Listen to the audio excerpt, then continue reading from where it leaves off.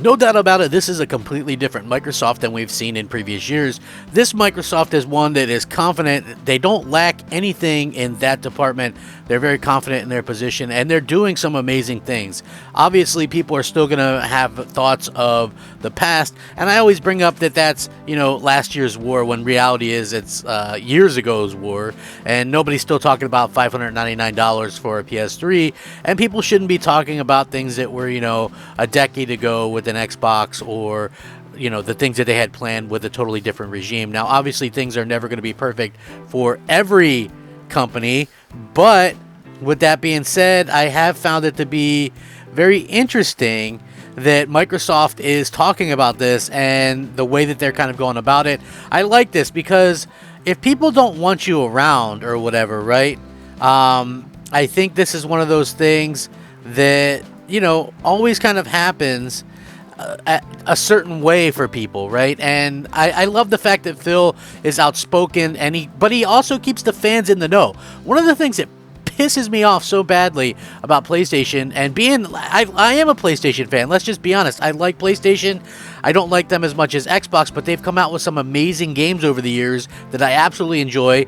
I've enjoyed the hell out of PSVR. Just in general, I've enjoyed what they have to offer. But the big problem that I have is they seem to shoot themselves in the foot a lot the way Microsoft used to, right? And I've mentioned this, and I'm not gonna, that doesn't really warrant a full video to talk about, but PlayStation cut their forecast of PSVR units in half for what they predicted to sell this year due to low pre-orders. And again, I love VR, I love PSVR. I'm the target audience for PSVR.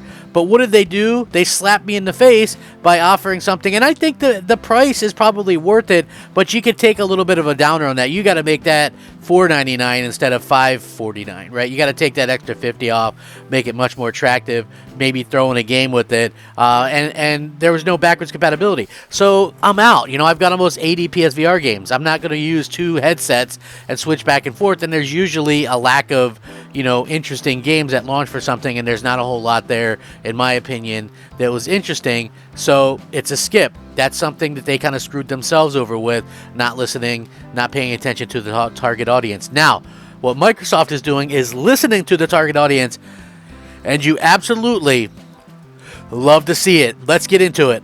What's up, everybody? I'm Crap Gamer. This is Crap Gamer Reviews, back with another video. Please hit that like button. I'm looking to get 100 likes on each of the videos that I do. I certainly would appreciate that, as it's just one of those things that would be awesome, and I look forward to kind of getting that. So if you guys could help me out, would absolutely love it. Love to see that. You guys have been amazing so far. So we know that it's game season. Man, the beginning of the year just flew by so fast. It's just crazy to think. And Phil Spencer's already talking E3, and it's very interesting because Microsoft has already said they're going to do their showcase, but guess what? It's not going to be E3 technically. So, as revealed last year, E3 is making its grand return in the form of E3 2023, but it's been suggested that Xbox won't be taking part in the event, with no plans for a formal presence on the show floor. According to sources of IGN, all three Xbox, PlayStation, and Nintendo won't be involved in E3. In a statement, E3 host Reed Pop mentioned it was continuing to work tirelessly to create a show that brings together the global industry. Full disclosure, Pure Xbox, who I'm looking at from, is the one that's reporting this. E3 is such a significant event for the industry, and being entrusted with an important cultural touchstones is not a responsibility that Reed Pop takes lightly. Since Reed Pop took on the contract to run E3 6 months ago, we've worked diligently with ESA members, so their feedback to create a new type of E3 that supports their goals and needs. This process has taken time due to tremendous amounts of stakeholders offering input, though we appreciate that we could have been more transparent to questions for which we are still finalizing the answers. Now, we continue to work tirelessly to create a show that brings together the global gaming community. We believe we created a new format for the event that serves the needs of both the industry and its fans, that are committed to building and growing in the coming years. As we spent much of 2022 refining how E3 would take shape, Reflecting on the feedback we solicited, we did not send a single contract to an exhibitor until the start of this month. We have received a tremendous amount of interest and verbal commitments from many of the biggest companies in the industry, and we're ready to announce we will actually do that. Now, last week, of course, Xbox boss Phil Spencer mentioned in an interview with IGN that Microsoft wanted to make sure that we are doing everything we can to help make E3 successful, explaining that plans for Xbox's summer showcase are being arranged in order to be convenient for press and even consumers that are going to an E3 event. And what he said about it is this, and I quote, "E3 is just, to me, one of the seminal moments of gaming. I love the history of going down to LA, thousands of people there, getting to see great new things, getting to see people in the industry, the fan events that we've had. I definitely want that to continue. Xbox is on the board of the ESA, and I think a successful and healthy ESA is critical to what we're trying to do.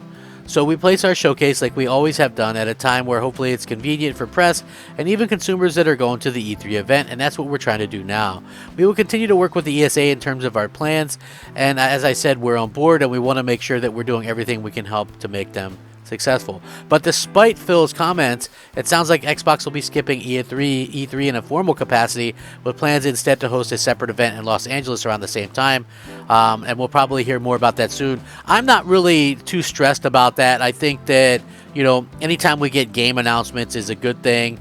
I also feel like, at the end of the day, you have to kind of break free from the constraints. Like E3 had always been kind of a very constrained, where you could only have a certain amount of time, you couldn't go over it. But I do admit that I miss when all three companies would be at E3 and there would be like showcase after showcase and we would see all that kind of stuff. Like, I miss that type of camaraderie and the gamers being excited for things.